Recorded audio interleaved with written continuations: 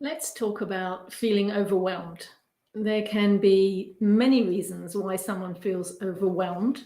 You could be overwhelmed at work because you have too much to do.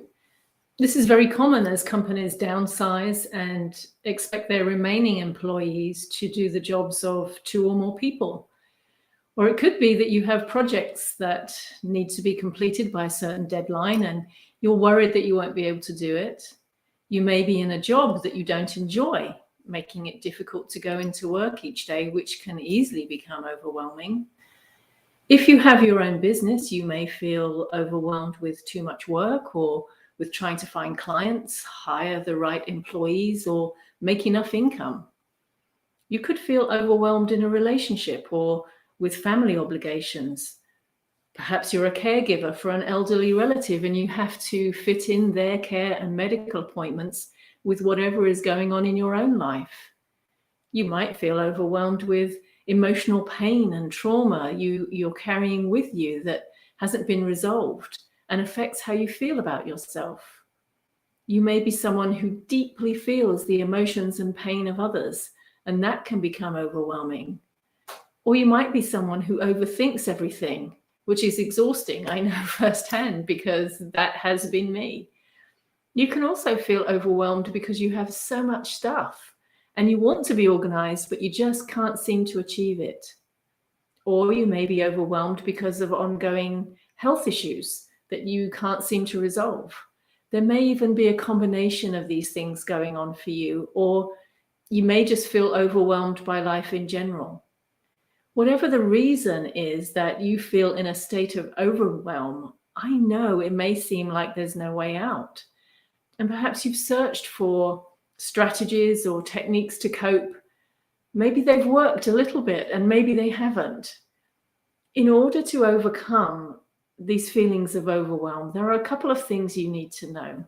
First is what's really causing it, not just what's going on the surface. Those are the symptoms of what's going on.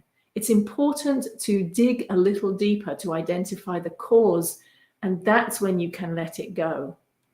The second, and this is just as important, is to ask yourself whether you are ready and willing to let it go, for things to change. Because sometimes the idea of letting it go and having a different, more freeing experience is more scary than the feeling of being overwhelmed.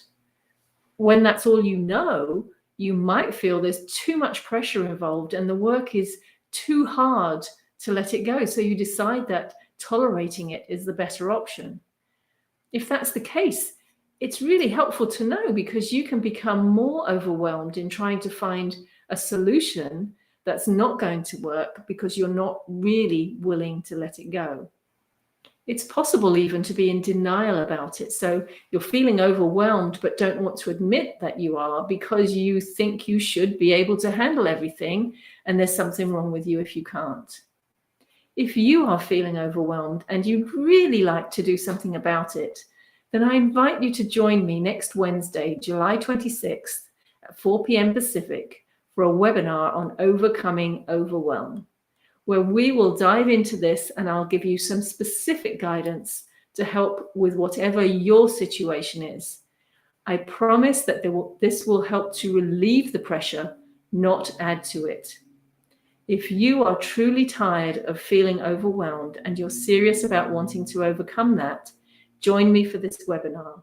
There is just a nominal cost of $10 to attend, and I promise it will be $10 very well spent. Are you ready to relieve the pressure and let go of overwhelm? Join me next week and find out how. I hope to see you there.